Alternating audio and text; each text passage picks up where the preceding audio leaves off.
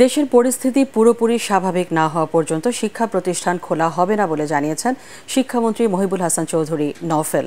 Dhaka medical college হাসপাতালে চিকিৎসাধীন আহত শিক্ষার্থীদের দেখতে গিয়ে তিনি বলেন, বহিরাগত একটি চক্র বিশ্ববিদ্যালয় ক্যাম্পাসে ঢুকে গেরিলা কায়দায় শিক্ষার্থীদের ওপর হামলা চালায়। বর্তমান শান্তিপূর্ণ পরিবেশ আবারও কেউ যেন বিনষ্ট করতে না পারে এই বিষয়ে সবাইকে সচেতন থাকার আহ্বান জানান মন্ত্রী। কোটা আন্দোলনে আহত সকল শিক্ষার্থীর সুচিকিৎসা দিতে সব ধরনের প্রস্তুতি রয়েছে বলেও জানান তিনি। এদিকে চলমান এইচএসসির আগামী সপ্তাহের আরও 4টি পরীক্ষা স্থগিত করা হয়েছে।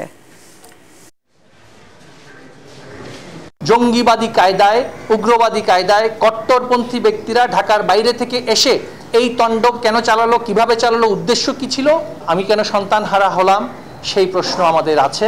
সেই প্রশ্নের উত্তরের অপেক্ষায় আমরা আছি। শান্তি, স্থিতিশীলতা সেটাকে পোক্ত না করে প্রতিষ্ঠান খুলে আবারও রক্তের রাজনীতির বলি আমাদের সন্তানরা হবে, সেটা আমাদের কোনো অভিভাবক আশা করেন না।